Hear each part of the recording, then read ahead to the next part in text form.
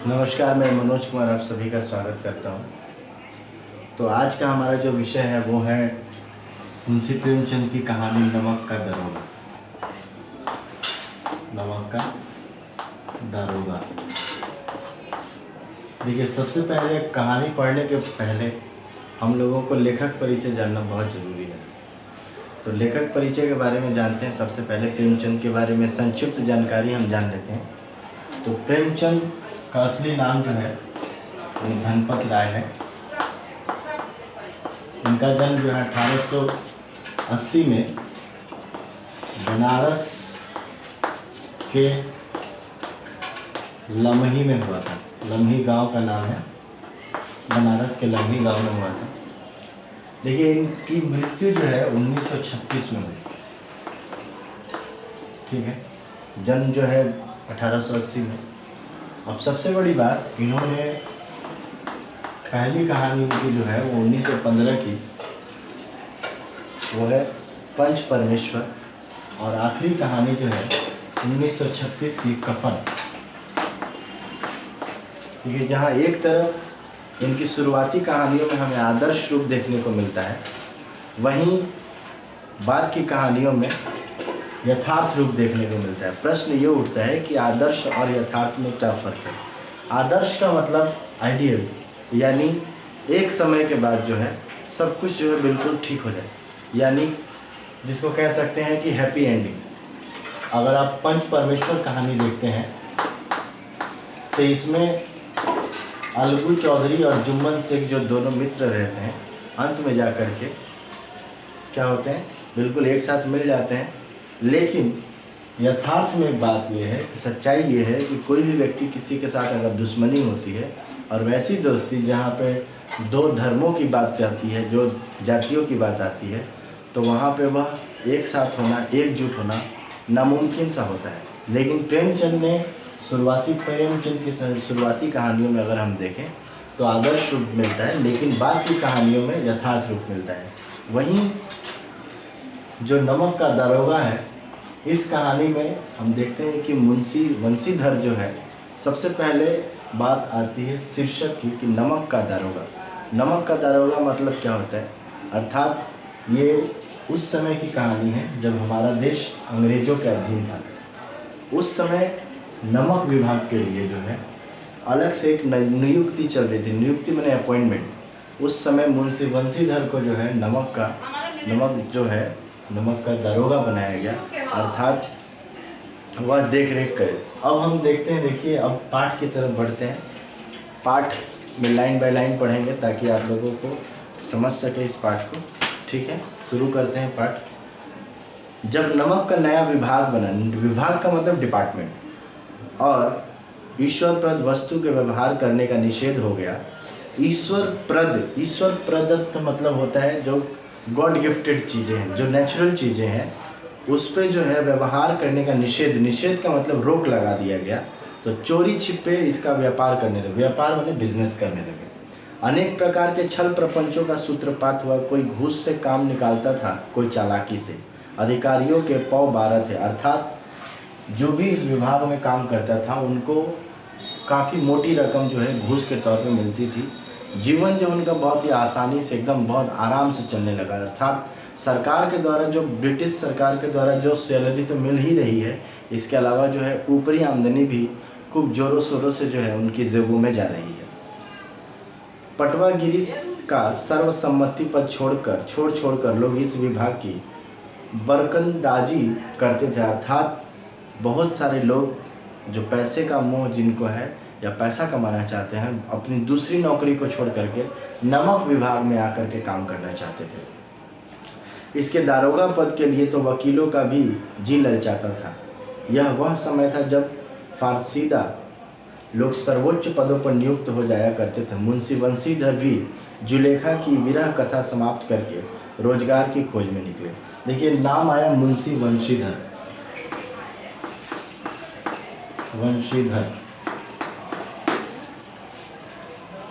उसके बाद उनके पिता एक अनुभवी पुरुष थे। समझाने लगे, बेटा घर की दुर्दशा देख रहे हो, ऋण के बोझ से दबे हुए हैं।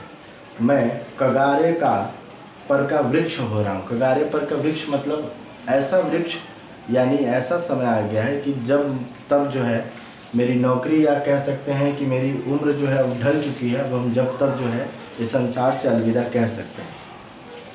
न मालूम कब गिर पड़े। अब तुम ही घर के मालिक मुख्तार हो, नौकरी में ओहदे की ओर ध्यान मत देना, यह तो पीर का मज़ार है। निगाह चढ़ावे और चादर पर रखनी चाहिए। अर्थात तुम पोस्ट की बात मत करो। पोस्ट तुम्हें कुछ भी मिले, पढ़े लिखे हो, तुम्हें जाहिर सी बात है कि तुम्हारी इच्छा होगी कि हम ज़्यादा से ज़्यादा बड़े पोस्ट पे काम करें, लेकिन तुम्हें क्या करना है, ऐसे नौकरी देखना है जहाँ पे ऊपरी इनकम ज़्यादा हो, यानी चढ़ावे पे ध्यान दो कि तुम्हें सैलरी के अलावा और कुछ क्या मिल रहा है।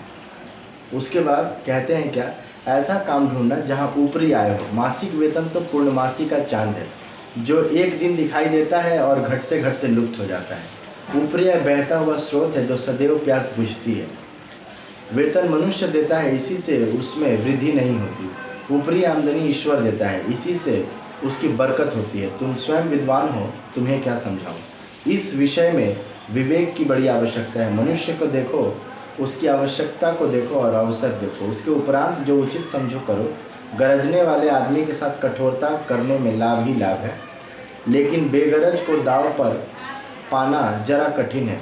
इन बातों को गिरह में बांध लो, यह मेरी जन्म भर की कमाई है। अर्थात पिता ने जो अनुभव प्राप्त किया था अपने पूरे जीवन से, उसने अपने बेटे को समझा दिया कि देखो, नौकरी करो, वैसी जगह नौकरी करो जहाँ पे एक्स्ट्रा इनकम हो, सैलरी के अलावा भी जो है एक्स्ट्रा। क्योंकि सैलरी को उन्होंने कहा यह जो है किसका जो चांद है, पूर्णमासी का चांद है, पूर्णिमा का चांद। जिस तरीके से देखेंगे कि पूर्णिमा का चांद जो होता है वो गोल होता है बिल्कुल, और धीरे धीरे जो है अमावस्या आने के लिए वो धीरे धीरे कटते जाता है, छोटा होते जाता है, और अमावस्या के दिन जो है पूरा जो गायब हो जाता है। तो उसी तरह कह रहे हैं कि सैलरी जो है बिल्कुल पूर्णमासी का चांद होता है और धीरे धीरे ख़त्म होते जाता है, लेकिन जो ऊपरी इनकम है वह हमेशा जो है क्या होता है, उस जो अधूरापन है उसको हमेशा भरता रहता है। अर्थात वह ऐसी जगह नौकरी करने को कहते हैं कि जहाँ पे तुमको एक्स्ट्रा इनकम हो सके। इसके बाद इस उपदेश के बाद पिताजी ने आशीर्वाद दिया। वंशीधर आज्ञाकारी पुत्र थे। ये बातें ध्यान से सुनी और तब घर से चल खड़े हुए। इस विस्तृत संसार में उनके लिए धैर्य अपना मित्र, बुद्धि अपनी पथ प्रदर्शक और आत्मोल्लंघन ही अपना सहायक था। लेकिन अच्छे शकुन से चले थे। जाते ही जाते नमक विभाग के दारोगा पद पर प्रतिष्ठित हो गए। अर्थात पढ़े लिखे व्यक्ति थे, समझदार व्यक्ति थे, मन में किसी प्रकार का कोई छल कपट नहीं था। जाते ही जाते जो उनको नौकरी मिल जाती है, पढ़ते लिखते हैं, ज़्यादा उन्हें मशक्क़त नौकरी के लिए नहीं करनी पड़ती। उन्हें किस पोस्ट पे नौकरी मिलती है, नमक विभाग में, नमक डिपार्टमेंट में जो है दारोगा के पद पे उन्हें नौकरी मिल जाती है। वेतन अच्छा था और ऊपरी आय का तो ठिकाना ही ना था। मैंने जैसे पहले ही कहा कि जैसे ही नमक विभाग बना, लोग चोरी छिपे नमक का जो है कारोबार करने लगे, जिसके कारण जो है लोगों की ऊपरी आय जो है वो काफ़ी ज़्यादा बढ़ गई। इसलिए यहाँ पे नमक का दारोगा बनने के बाद वंशीधर की ऊपरी आय, सैलरी तो अच्छी थी ही, इसके अलावा ऊपरी आय भी जो है वो काफ़ी ज़्यादा थी। सैलरी से 4 गुना 5 गुना जो है ऊपरी आय हो सकती थी। वृद्ध मुंशी जी को सुखद संवाद मिला तो फूले न समाये। जब पिताजी को संवाद मिला कि मेरे बेटे को नमक विभाग में दारोगा के पद पर नौकरी मिली है, चूँकि वह अनुभवी व्यक्ति थे इसलिए वह जानते थे कि इस विभाग में जो है सैलरी के अलावा जो है ऊपरी इनकम जो है बहुत ही ज़्यादा है, इसलिए वो बहुत खुश हुए। मैं महाजन कुछ नरम पड़े, पड़ोसियों के हृदय में सूल उठने लगे। महाजन का अर्थात जिनसे उन्होंने कर्ज लिया है वो लोग शांत हो गए। क्यों शांत हो गए? कि उन्हें पता चल गया कि चलो भाई, इनका बेटा जो है मुंशी वंशीधर जो है वो नमक का दारोगा हो गया है, नमक विभाग में दारोगा के पोस्ट पर काम मिल गया है, तो सैलरी मिलेगी, इसके अलावा ऊपरी इनकम है, तो पैसे जो है जो इन्होंने मुझसे कर्ज लिए हैं वो पैसे कहीं जाएंगे नहीं, इसलिए वह भी। और कहते हैं ना कि पड़ोसी जो है वो ज़्यादा प्रोग्रेस से पड़ोसी जलते हैं, तो पड़ोसी जो है शूल यानी कांटे जो है उनके हृदय में चुभने लगे कि इसको कैसे नौकरी मिल गया, नमक विभाग में इसको कैसे नौकरी मिल गया। जाड़े के दिन थे और रात का समय। मुंशी वंशीधर को यहाँ आए अभी 6 महीने से अधिक न हुए थे। उनकी पोस्टिंग हुई थी, लेकिन इस थोड़े समय में ही उन्होंने अपनी कार्यकुशलता और उत्तम आचार से अफसरों को मोहित कर लिया था। अफसर लोग उन पर बहुत विश्वास करते थे, ट्रस्ट करते थे उन पर काफ़ी, नमक के दफ्तर से 1 मील पूर्व की ओर जमुना बहती थी। नमक के दफ्तर से, दफ्तर जो है मान लीजिए ये दफ्तर है, नमक का दफ्तर है, ये नमक का दफ्तर है, पूर्व दिशा की ओर जो है नदी बहती है, एक जमुना नदी बहती है।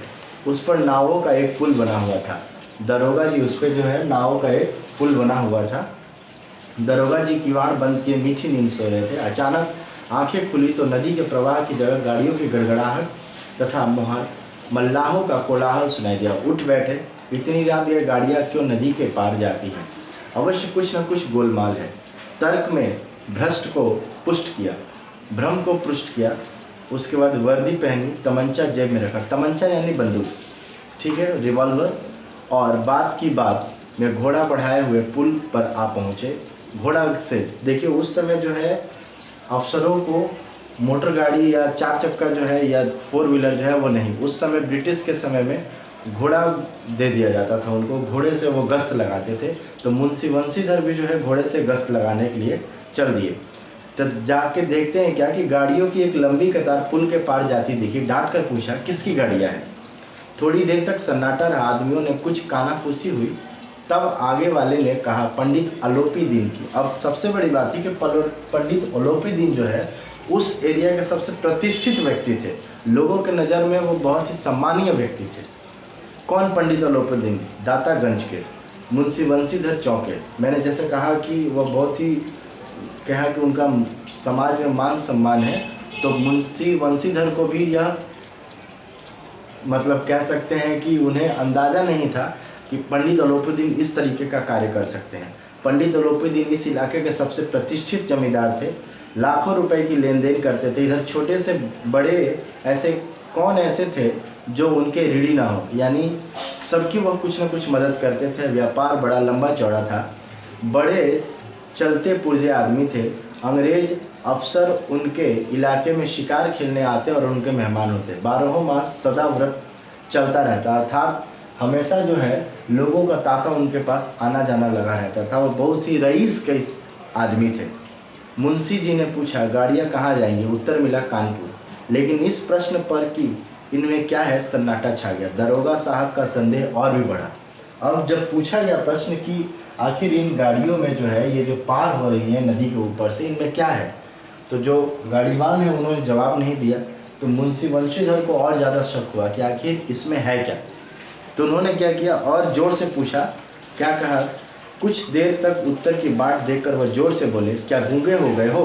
हम पूछते हैं इसमें क्या लदा है। जब इस बार भी कोई उत्तर न मिला तो उन्होंने घोड़े को एक गाड़ी से मिलाकर बोरे को टटोला। भ्रम दूर हो गया, ये नमक के ढेले थे। मैंने कहा नमक विभाग के बाद नमक की स्मगलिंग होने लगी थी, तो ये पंडित अलोपी दीन जो है नमक की स्मगलिंग करते थे, लेकिन लोगों की नज़र में बहुत बड़े रईस थे। जब इस बार भी कोई उत्तर न मिला तो उन्होंने घोड़े को एक गाड़ी से मिलाकर, पंडित अलोपी दीन अपने सजीले रथ पर सवार कुछ सोते कुछ जागते चले आते थे। अचानक कई गाड़ी वालों ने घबराए हुए आकर जगाया और बोले, महाराज, दरोगा ने गाड़ियाँ रोक दी है और घाट पर खड़े आपको बुलाते हैं। अर्थात पंडित अलोपी दीन भी आराम से हैं, क्योंकि वो पैसे से सबको उन्होंने अपने इलाके में खरीद लिया है। लेकिन उन्हें नहीं पता था कि पंडित मुंशी बंशीधर को खरीदना जो है मुश्किल ही नहीं, नामुमकिन है।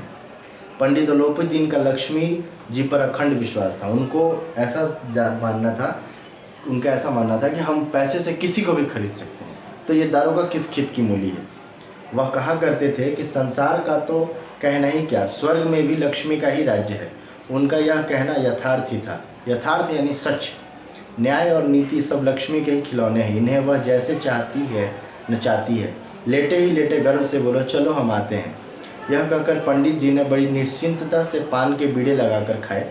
पान का निवाला उठाया पान, फिर लिहाफ ओढ़े, लिहाफ का मतलब चादर, चादर ओढ़े दारोगा के पास आकर बोले, बाबूजी आशीर्वाद कहिए, हमसे ऐसी कौन सा अपराध हुआ कि गाड़ियाँ रोक दी गई? अर्थात हम तो हमेशा आपको जो है वो खर्च पहुंचा ही देते हैं आपका, तो गाड़ियाँ रोकने का तो सवाल ही पैदा नहीं होता, आपने गाड़ियाँ क्यों रोक दी? हम ब्राह्मणों पर तो आपकी कृपा दृष्टि रहनी चाहिए। बंशीधर रुखाई से बोले, सरकारी हुक्म है। पंडित अलोपी दीन ने हंसकर कहा, हम सरकारी हुक्म को नहीं जानते और न सरकार को, हमारी सरकार तो आप ही हैं। हमारा और आपका तो घर का मामला है, हम कभी आपसे बाहर हो सकते हैं। अर्थात आप हमको जैसा कहेंगे हम वैसा ही चलेंगे, बस गाड़ियाँ जाने दीजिए। आपसे व्यर्थ का कष्ट उठाया, आपने व्यर्थ का कष्ट उठाया तो नहीं हो सकता इधर से जाएं और इस घाट के देवता को भेंट न चढ़ाएं।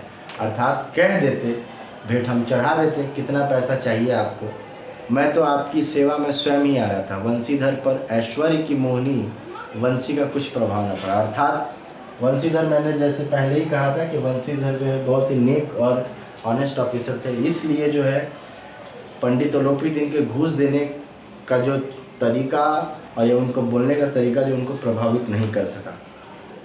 क्या कहते हैं, कड़क कर बोले, हम उन नमक हरामों में से नहीं जो कौड़ियों पर अपना ईमान बेचते फिरते हैं। आप इस समय हिरासत में, आपको कायदे के अनुसार चलना होगा, चलान होगा। बस मुझे अधिक बातों की फुर्सत नहीं। जमींदार बदलू सिंह, तुम इन्हें हिरासत में ले चलो, मैं हुक्म देता हूँ। पंडित अलोपीदीन स्तंभित, स्तंभित का मतलब आश्चर्यचकित। गाड़ीवानों में हलचल मच गई। पंडित जी के जीवन में कदाचित यह पहला ही अवसर था कि पंडित जी को ऐसी कठोर बातें सुननी पड़ी। बदलू सिंह आगे बढ़ा। कुछ रोग के मारे यह साहस न हुआ कि उनका हाथ पकड़ सके। पंडित जी ने धर्म को धन का ऐसा निरादर करते कभी न देखा था। विचार किया कि यह अभी उदंड लड़का, अर्थात नया नया वर्दी मिला है, तो अभी बहुत ज़्यादा कि हम ईमानदारी से काम करेंगे, हम कोई भी हमको घूस नहीं खिला सकता है। लेकिन वो जानते थे कि कुछ समय के बाद जो है इस व्यक्ति को पैसे का महत्व समझ में आने लगेगा, तो वह क्या करने लगेगा, अगर हम इसे रिश्वत देंगे तो ये ले सकता है। लेकिन उनके मन में ये भाव था कि हाँ, ये लड़का रिश्वत खाएगा, इसलिए वह क्या करते हैं और उसको पैसे देने की बात करते हैं। कहते हैं, क्या कहते हैं, माया मोह के जाल में अभी नहीं पड़ा, अल्हड़ है, झिझकता है। बहुत दिन भाव से बोले, बाबू साहब ऐसा ना कीजिए, हम मिट जाएंगे, इज्जत धूल में मिल जाएगी, हमारा अपमान करने से आपके हाथ क्या आएगा, हम किसी तरह आपसे बाहर थोड़े ही हैं। वंशीधर ने कठोर स्वर में कहा, हम ऐसी बातें नहीं सुनना चाहते। अर्थात मैंने जब कह दिया कि आपके ऊपर चालान होगा तो चालान होगा और आपको जेल जाना पड़ेगा, आपको हिरासत में लिया जाता है। लेकिन चूंकि मैंने पहले कहा था कि पंडित अलोपीदीन जो है वो बहुत ही जाने माने हस्ती थे, उनके यहाँ अंग्रेज़ों का आना जाना था, बड़े बड़े बाबू लोग उनके घर आते थे शिकार खेलने के लिए, तो जाहिर सी बात है कि वह सबसे छुप छुपा करके वो काम करते थे। अगर वो सारी चीज़ें उनको पता चल जाती तो लोगों की नज़र में उनका सम्मान जो है वो चला जाता है। इसलिए वो चाहते हैं कि किसी तरीके से बस पैसे दे करके यहीं पे बात को रफा दफा कर दें।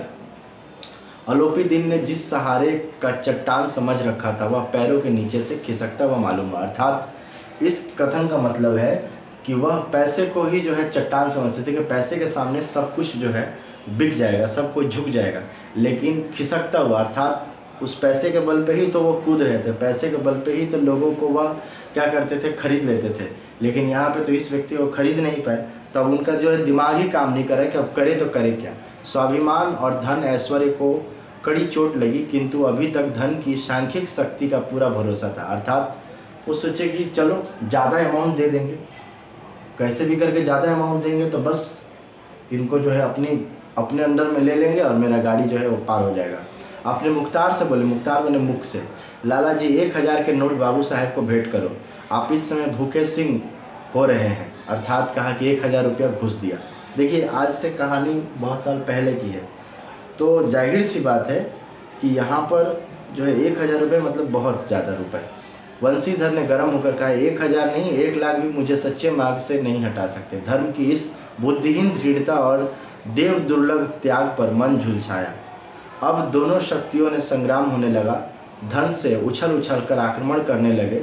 1 से 5, 5 से 10, 10 से 15 और 15 से 20 हजार तक नौबत पहुंची। किंतु धर्म अलौकिक वीरता के इस बहुसंख्यक सेना के सामने अकेला पर्वत की भांति अटल अविचलित खड़ा रहा। अर्थात कहने का मतलब है कि पंडित अलोपीदीन के द्वारा दिया गया रकम, चाहे वो 15,000 हो या 20,000 रुपये हो, उसके सामने पंडित मुंशी वंशीधर को नहीं झुकाया जा सका। वह एक भी पैसा लेने के लिए तैयार नहीं है। उनका कहना था कि आपको हिरासत में लिया जाता है, आपको चालान होगा, क्योंकि आपने गैर कानूनी काम किया है, यानी नमक की तस्करी की है। उसके बाद अत्यंत दीनता से बोले, बाबू साहेब ईश्वर के लिए मुझ पर दया कीजिए, मैं 25,000 पर निपटारा करने को तैयार हूँ। असंभव बात है, 30,000 पर किसी तरह भी संभव नहीं, क्या 40,000 पर भी नहीं, 40,000 नहीं 40 लाख पर भी असंभव। बदलू सिंह, इस आदमी को अपनी हिरासत में ले लो। अब मैं एक शब्द नहीं सुनना चाहता। धर्म ने धन को पैरों तले कुचल डाला। अलोपी दीन ने एक हुष्ट पुष्ट मनुष्य को हथकड़ियाँ लिए हुए अपनी तरफ आते देखा। चारों ओर निराशा और कातर दृष्टि से देखने लगे, जिसके बाद मूर्छित होकर गिर पड़े।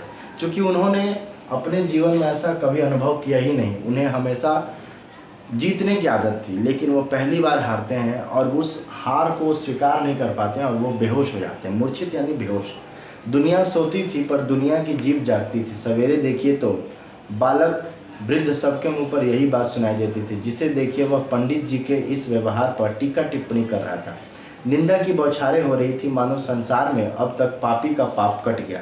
कल्पित रोज नामचे भरने वाले अधिकारी वर्ग, रेल में बिना टिकट सफ़र करने वाले बाबू लोग, जाली दस्तावेज बनाने वाले सेठ और साहूकार, सबके सब देवता की भांति गर्दनें चला रहे थे। सब दूसरे दिन पंडित अलोपी दीन उपयुक्त होकर कांस्टेबलों के साथ हाथों में हथकड़ियाँ लगाए, हृदय में ग्लानि और क्षोभ भरे लज्जा से गर्दन झुकाए अदालत की तरफ चले तो सारे शहर में हलचल मच गई। मेलों में कदाचित आंखें इतनी व्यग्र न होती, भीड़ के मारे छत और दीवार में कोई भेद न था। अर्थात देखिए, सभी ये कभी सोच भी नहीं सकते थे कि पंडित अलोपी दीन जो है इस तरीके का जो है वो कार्य करते हैं। इसलिए इन सारी बातों को सुन करके उनके मन में जो है आश्चर्यचकित की भावना हो गई कि पंडित अलोपी दीन ऐसे कैसे कर सकते हैं। वो तो बहुत ही रईस आदमी हैं, उनके बारे में तरह तरह की अच्छी अच्छी बातें हैं। और जब ये सारी खबर आती है तो कहते हैं कि देखो इस व्यक्ति के पीठ के पीछे जो है ऐसे ऐसे हरकतें वो करता हुआ जाता है। उसके बाद किंतु अदालत में पहुंचने की देर थी। पंडित अलोपी दीन इस अभाग वन के सिंह थे। अधिकारी वर्ग उनके भक्त, अमले और उनके सेवक। चूँकि सभी जगह उनके पैसे का दबदबा था, इसलिए सभी उनके थे। वकील मुख्तार उनके आज्ञा पालक और अर्दली चपरासी और चौकीदार तो बिना मोल के गुलाम थे। उन्हें देखते ही लोग चारों तरफ से दौड़े। सभी लोग विस्मित हो रहे थे। विस्मित माने आश्चर्यचकित, इसलिए नहीं कि अलोपी दीन ने क्यों यह कर्म किया, बल्कि इसलिए कि वह कानून के पंजे में आए कैसे। ऐसे मनुष्य जिनके पास असाध्य और साध्य करने वाला धन, अर्थात दिन को रात और रात को दिन कर दे, उनके पास इतने पैसे हैं, अनन्य वाचालता हो, वह क्यों कानून के पंजे में। प्रत्येक मनुष्य उन्हें सहानुभूति प्रकट करना चाहता था। बड़ी तत्परता से इस आक्रमण को रोकने के निमित्त वकीलों की एक सेना तैयार की गई। न्याय के मैदान में धर्म और धन में युद्ध ठन गया, अर्थात कौन जीतता है। वंशीधर चुपचाप खड़े थे। उनके पास सत्य के सिवा कोई बल न था, न स्पष्ट भाषण के अतिरिक्त कोई शस्त्र। गवाह थे किंतु लोभ से डावाडोल। अर्थात ये भी था कि जितने भी उनके साथी थे वो सबको जो है पंडित अलोपी दीन खरीद सकते थे, तो वो अकेले अपने पे विश्वास करके जो है डटे हुए हैं। यहाँ तक कि मुंशी जी को न्याय भी अपनी ओर से कुछ खींचा हुआ दिख पड़ता था। वह न्याय का दरबार था, परंतु उसके कर्मचारियों पर पक्षपात का नशा छाया हुआ था। किंतु पक्षपात और न्याय का क्या मेल। जहाँ पक्षपात हो वहाँ न्याय की कल्पना भी नहीं की जा सकती। पक्षपात का मतलब पंडित अलोपी दीन धनी व्यक्ति थे, सभी लोग जो उसकी सहानुभूति की ओर जाएंगे, इसलिए जो है उन्हें डर था कि पंडित अलोपी दीन के, और वही होता भी है। मुकदमा शीघ्र ही समाप्त हो गया। डिप्टी मजिस्ट्रेट ने अपनी तजवीज़ में लिखा, पंडित अलोपी दीन के विरुद्ध दिए गए प्रमाण निर्मूल और भ्रमात्मक है। अर्थात ये जो इनके खिलाफ जो एविडेंस दिए गए हैं वो सब जो है गलत है। वह एक बड़े आदमी हैं। यह बात कल्पना के बाहर है कि उन्होंने थोड़े लोग के लिए ऐसा दुस्साहस किया हो। यद्यपि नमक के दारोगा मुंशी वंशीधर का अधिक दोष नहीं, लेकिन यह बड़े खेद की बात है कि उनकी उद्दंडता और विचारहीनता के कारण एक भले मानुष को कष्ट झेलना पड़ा। हम प्रसन्न हैं कि वह अपने काम में सजग और सचेत रहते हैं, किंतु नमक के महकमे की बढ़ी हुई नमक हलाली ने उनके विवेक और बुद्धि को भ्रष्ट कर दिया। भविष्य में उन्हें होशियार रहना चाहिए। अर्थात मैं नमक के दारोगा यानी मुंशी वंशीधर की सराहना करता हूँ। जज कहता है कि सराहना करता हूँ कि वह अपने कार्य के प्रति सजग है, लेकिन वह अपने कार्य के प्रति इतने सजग और उसमें इतने झूम गए हैं कि उन्हें अच्छे व्यक्ति और बुरे व्यक्ति में फ़र्क समझ में नहीं आता है। तो अदालत जो उन्हें हिदायत देती है कि आगे से जो है वह थोड़ी इस चीज़ को ध्यान में रख करके जो भी कदम उठाए सोच समझ के उठाएं। वकीलों ने यह फैसला सुना और उछल पड़े। पंडित अलोपीदीन मुस्कुराते हुए बाहर निकले। स्वजन बांधवों ने रुपयों की लूट की, उदारता का सागर उमड़ पड़ा। उनकी लहरों ने अदालत की नींव हिला दी। जब वंशीधर बाहर निकले तो चारों ओर से उनके ऊपर व्यंग बाणों की वर्षा होने लगी। चपरासियों ने झुक झुक कर सलाम किए, किंतु इस समय एक एक कटु वाक्य, एक एक संकेत उनकी गर्वान्वी को प्रज्वलित कर रहा था। कदाचित इस मुकदमे में सफल होकर वे इस तरह अकड़ते हुए न चलते। आज उनके संसार का एक खेदजनक विचित्र अनुभव हुआ। क्या अनुभव हुआ? न्याय और विद्वता, लंबी चौड़ी उपाधियाँ, बड़ी बड़ी दाढ़ी और ढीले ढाले चोंगे एक भी सच्चे आदर के पात्र नहीं। अर्थात जिस न्यायालय पे हम भरोसा करते हैं, जिस पे हम सोचते हैं कि यहाँ हमें न्याय मिलेगा, वहाँ पे सब कुछ जो है फरेब है, सब कुछ झूठा है। लोग किसके कदरदान हैं? पैसों के कदरदान हैं। लोग पैसों के लिए बिकते हैं। ये किसने एहसास किया?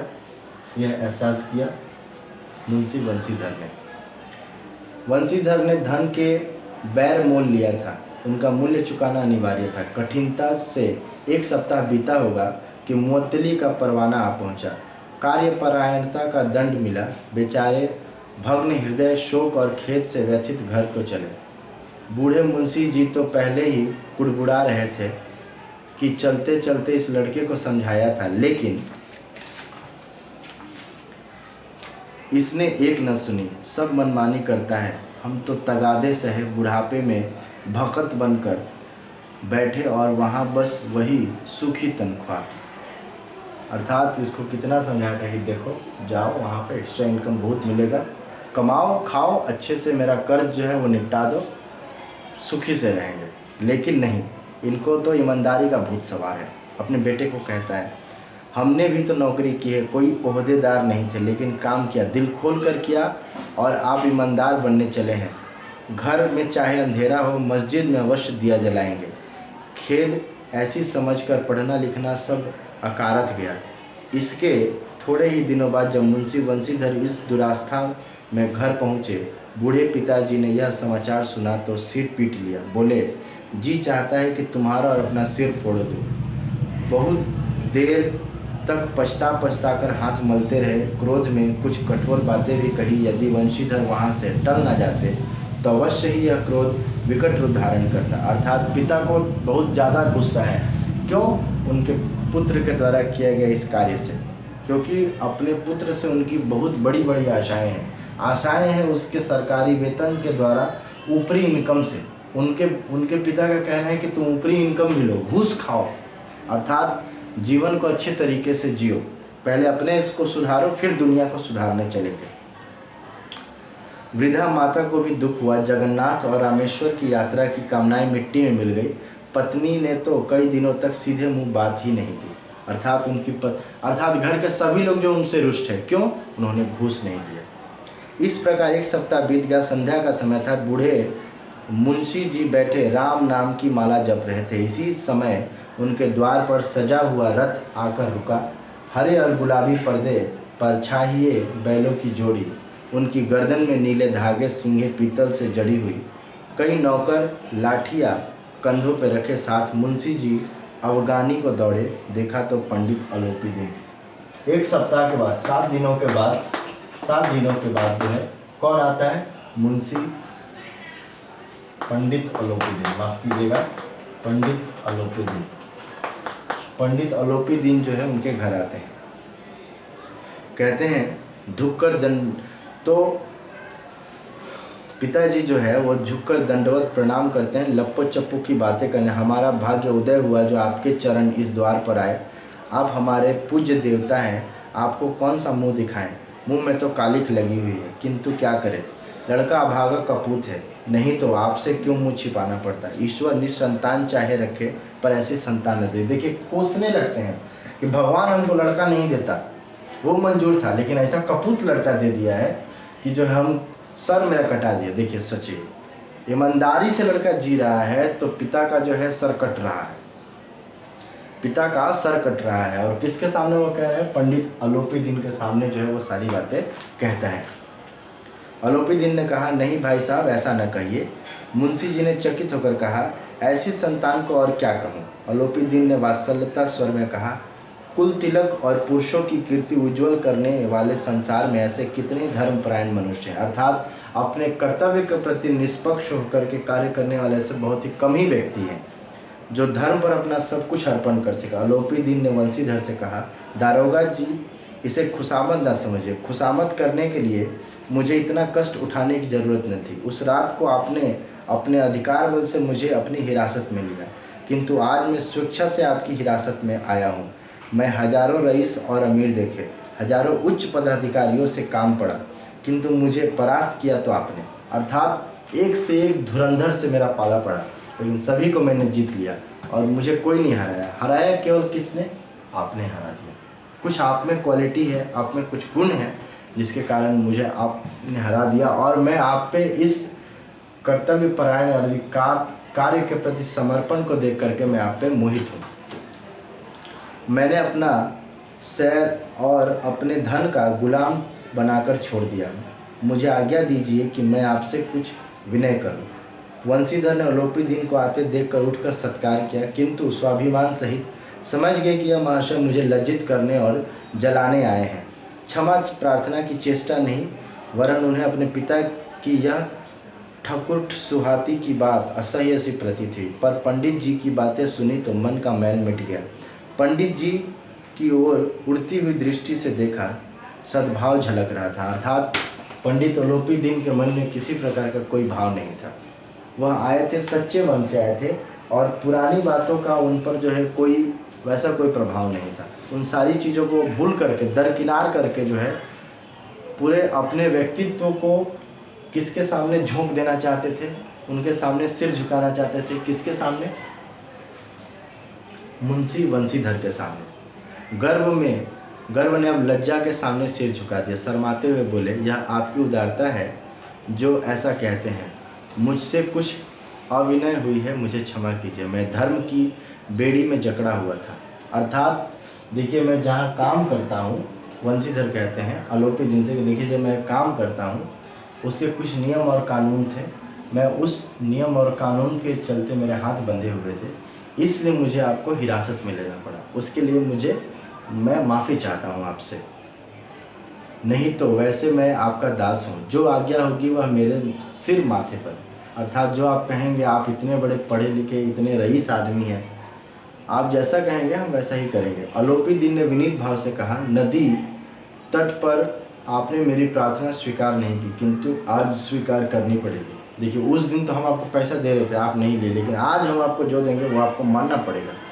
वंशीधर बोले, मैं किस योग्य हूँ, किंतु जो कुछ सेवा मुझसे हो सकती है उसमें त्रुटि न होगी। अलोपी दीन ने एक स्टाम्प लगा हुआ पत्र निकाला और उसे वंशीधर के सामने रखकर बोले, इस पद को स्वीकार कीजिए और अपने हस्ताक्षर कर दीजिए। मैं ब्राह्मण हूँ, जब तक यह सवाल पूरा न कीजिएगा द्वार से न जाऊँगा। अर्थात उन्होंने उनके सामने जो एक स्टाम्प पेपर लाया, स्टाम्प पेपर पे कुछ चीज़ें लिखी हुई थी, कहा कि बस यहाँ पे आप जो है हस्ताक्षर कर दीजिए। क्या है क्या नहीं है वो बाद में पता चलेगा, और जब तक आप साइन नहीं करेंगे हम यहाँ से जाएंगे भी नहीं। मुंशी वंशीधर ने उस कागज़ पढ़ा तो कृतज्ञता से आंखों में आंसू आ गए। जब वंशीधर उसको पढ़ते हैं तो आंखों में आंसू। आखिर उसमें क्या था? पंडित अलोपी दीन ने उनको अपनी सारी जायदाद का अस्थाई मैनेजर का मतलब परमानेंट मैनेजर, 6,000 रुपये जो है सैलरी रखा था। ईयरली उनका सैलरी था 6,000 रुपये। सवारी के लिए घोड़ा, रहने को बंगला, नौकर चाकर मुफ्त। कंपित स्वर में बोले, पंडित जी, मुझ में इतनी सामर्थ्य नहीं कि इस उदारता की प्रशंसा कर सकूं, किंतु मैं एक ऐसे उच्च पद के लिए योग्य नहीं, अर्थात मैं इस पोस्ट को जो है नहीं ले सकता, मैं इसके काबिल नहीं हूँ। तो अलोपी दीन हंसकर बोले, मुझे इस समय एक अयोग्य मनुष्य की ही जरूरत है। वंशीधर ने गंभीर स्वर में कहा, यो मैं आपका दास हूँ। आप जैसे कीर्तिवान सज्जन पुरुष की सेवा करना मेरे लिए सौभाग्य की बात है, किंतु मुझ में न विद्या है, न बुद्धि, न वह स्वभाव जो त्रुटियों की पूर्ति कर देता है। ऐसे महान कार्य के लिए एक बड़े मर्मज्ञ अनुभवी व्यक्ति की ज़रूरत है। अर्थात मैं अनुभवी नहीं हूँ, मैं तो अभी जस्ट जो है कुछ ही समय हुआ है पास करके जो नौकरी मिली है, तो मुझे दुनिया का इतना अनुभव नहीं है, तो मैं इस कार्य को नहीं संभाल सकता। पंडित अलोपीदीन कहते हैं कि अलोपीदीन ने कलमदान से कलम निकाली, अर्थात जो पेन स्टैंड जो जहाँ पेन रखते हैं उससे कलम निकाली और बंशीधर के हाथ में देकर बोले, मुझे विद्वता की चाह है, न अनुभव की, न मर्मज्ञता की, न कार्यकुशलता की। इन गुणों के महत्व का परिचय खूब पा चुका हूँ, अर्थात मैंने दुनिया आपसे ज़्यादा देखा है। जो मेरे पास है मैं अब समझ चुका हूँ कि किसे अपनाना है और किसे दूर करना है। अब सौभाग्य और सुअवसर ने मुझे यह मोती दे दिया है, अर्थात मोती यहाँ पर जो है वो मुंशी बंशीधर को कहा जा रहा है। मोती यानी मोती, जिसके सामने योग्यता और विद्वता की चमक फीकी पड़ जाती है। यह कलम लीजिए, अधिक सोच विचार न कीजिए, दस्तखत कीजिए। दस्तखत यानी सिग्नेचर। परमात्मा से यही प्रार्थना है कि आपको सदैव वही नदी के किनारे वाला बेमुरव्वत, उदंड कठोर परंतु धर्मनिष्ठ दरोगा बनाए। अर्थात हम भगवान से ही प्रार्थना करेंगे कि जो आपका रवैया दारोगा बनने के उस समय था, नदी के किनारे जिस तरीके का आपका रूप है, सदा बने। अर्थात कहने का मतलब है कि आप हमेशा ईमानदारी से अपने कार्य को करते रहें, आपके अंदर घमंड ना आए, आपके अंदर लालच ना आए, सदा जो है अपने कार्य के प्रति सजग रहे, ईमानदारी से काम करें। बंशीधर की आंखें डबडबा गई। हृदय के संकुचित पात्र में इतना एहसान न समा सका। एक बार पंडित जी की ओर से भक्ति और श्रद्धा की दृष्टि से देखा और कांपते हुए हाथ से मैनेजरी के कागज पर हस्ताक्षर किया। अलोपीदीन ने प्रफुल्लित होकर उन्हें गले से लगा लिया। अब देखिए, सबसे बड़ी बात है, आपने देखा कि यहाँ पे इसमें क्या होता है कि जो किसी के अगेंस्ट में दुश्मनी थी वह आकर के वापस जो है आकर के मैत्री का भाव बढ़ाता है। लेकिन तो यहाँ पे यथार्थ नहीं, यहाँ पे आदर्श का रूप देखने को मिलता है। लेकिन अगर रियलिटी में देखा जाए तो कभी कोई ऐसा हो सकता है कि किसी बड़े व्यक्ति के अगेंस्ट में अगर कोई कार्रवाई करता है, अगर वो छूट जाता है तो वापस आकर के उसे इस तरीके से ऑफ़र देता है अपने यहाँ नौकरी करने के लिए, कभी नहीं, वह उसका सबसे बड़ा दुश्मन हो। तो इस प्रकार हम देखते हैं कि इस कहानी में जो है वह क्या है, आदर्श रूप, प्रेमचंद का आदर्श रूप देखने को मिलता है, जो कि बंशीधर और पंडित अलोपीदीन जो है अंत में जाकर के एक साथ मिल जाते हैं और मुंशी बंशीधर को जो है अपने पूरे साम्राज्य का, उनका जितना भी उनका कहते हैं कि जितना भी उनका संपत्ति था उस सबका जो है उन्होंने परमानेंट उसका मैनेजर बना दिया था। और 6000 जो है या 6000 रुपये जो है उनको क्या किया, सैलरी दिया गया, वो भी सालाना यानी वार्षिक सैलरी। रहने को बंगला, गाड़ी जो है वो सब कुछ जो है मुफ्त है, नौकर चाकर मुफ्त है। ठीक है, तो आशा करता हूँ कि पाठ आपको समझ में आया होगा। मिलते हैं अगले वीडियो में, धन्यवाद।